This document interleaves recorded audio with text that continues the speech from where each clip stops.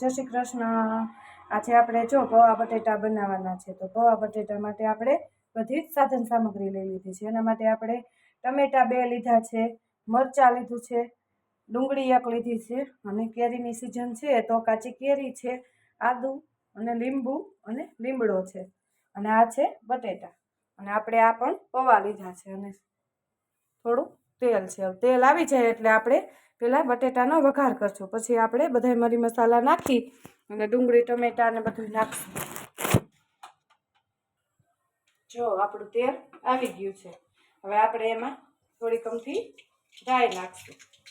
રાઈ નાખી રાઈ ફૂટે એટલે આપણે થોડીક હિંગ નાખશું।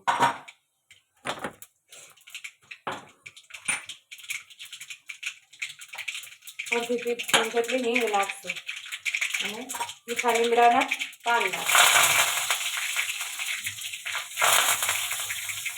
પછી આદું નાખશું, અને આપણે આ બટેટા છે એ બટેટા નાખી દઈશું। 2 બટેટા લીધા છે આપણે, બટેટા નાખી દઈશું।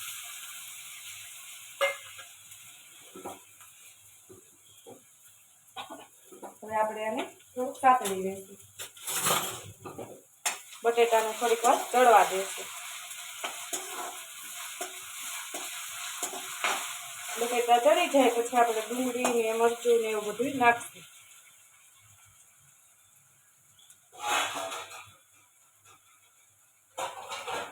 બટેટાને આપણે સેજ ઢાંકીને ચડવા દઈશું એટલે જલ્દી ચડી જાય। આને આપણે સેજ ચડવા દઈશું થોડીક વાર। હવે બટેટા ચડી ગયા છે, હવે આપણે એને જોઈ લઈએ। તો આપણા બટેટા સરસ મજાના ચડી ગયા છે। ઢાંકીને રાખીએ એટલે જલ્દી ચડી જાય। તો આટલા ચડે એટલે એની અંદર આપણે ડુંગળીને એડ કરી દઈશું।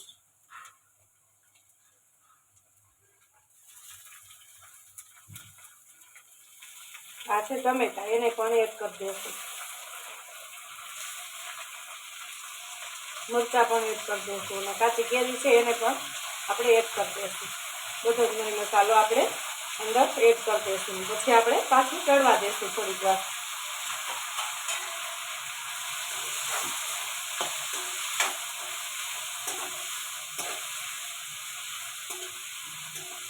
હવે આને આપણે ચડવા દઈશું।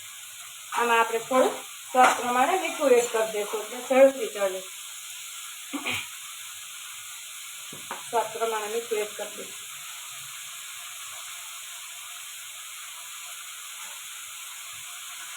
રંગબેરંગી મસ્ત મજાનો દેખાય એટલે છોકરાઓને ભાવે। તો આ થોડીક ચડી જાય એટલે આપણે એના અંદર પૌવા નાખી દઈશું। તો આ થોડુંક ચડી ગયું છે। હવે આની અંદર આપણે થોડીક અડધી ટીસ્પૂન જેટલી હળદર નાખી દઈશું, અડધી ટીસ્પૂન જેટલી ચટણી નાખશું। મીઠું તો આપણે નાખ્યું, થોડીક ખાંડ નાખી દઈશું।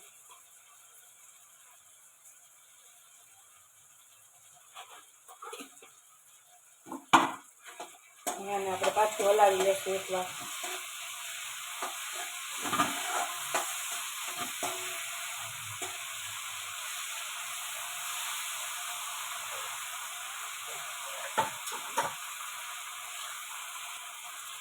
હવે જો થોડું ચડી ગયું છે, હવે એની અંદર આપણે 1 ઘૂંટડા જેટલું પાણી નાખશું એટલે સેજ પોચા થાય। ટમેટાની ગ્રેવી હોય એટલે આપણે 1 જ ઘૂંટડો પાણી નાખશું। આવી રીતે થોડાક પોચા થાય। સરસ મજાના બટેટા પણ ચડી ગયા છે, જો ટમેટા બટેટા બધું જ ચડી ગયું છે સરસ। આપણે એકવાર તો ચેક કરી લઈએ। જો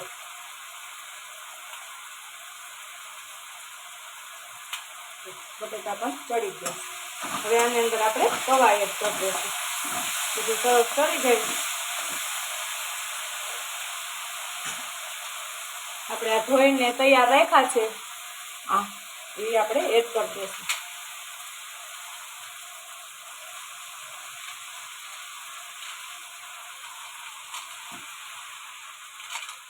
હવે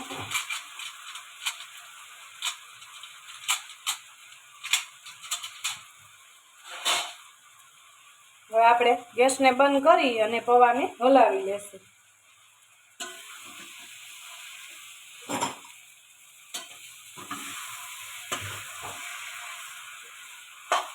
બધા પૌવા બટેટા આપણા પછી રેડી થઈ જશે. પછી આપણે કોથમરી અને લીંબુ છેલ્લે એડ કરશું.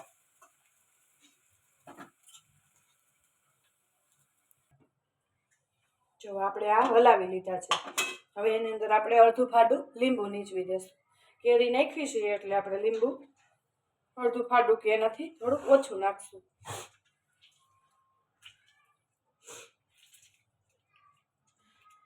લીંબુ નાખી અને હવે કોથમરીથી ગાર્નિશિંગ કરીને આપણે આ પૌવાને રેડી કરશું.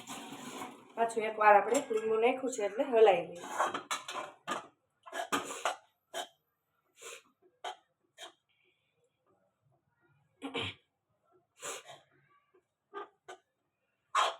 તો આપણા પૌવા રેડી થઈ ગયા છે સરસ મજાના. હવે આની અંદર આપણે સેવ છે એ નાખશું. એ આપણે ખાશું ત્યારે નાખશું. આ સેવ નાખશું ગોપાલની અને આવડિયા બાલાજીની મસાલા સીંગ છે. આપણે એ અત્યારે પણ એડ કરીશું થોડીક, અને થોડીક આપણે ખાવાટાણી એડ કરશું. સીંગ અને સેવ એડ કરી અને કોથમીરથી ગાર્નિશિંગ કરી અને આપણે પૌવા બટેટાને રેડી કરશું. તો તૈયાર છે જો આપણા પૌવા બટેટા છે ને. આપણા પૌવા કલરફુલ પૌવા બટેટા આપણા રેડી છે. બાય બાય, જય શ્રી કૃષ્ણ.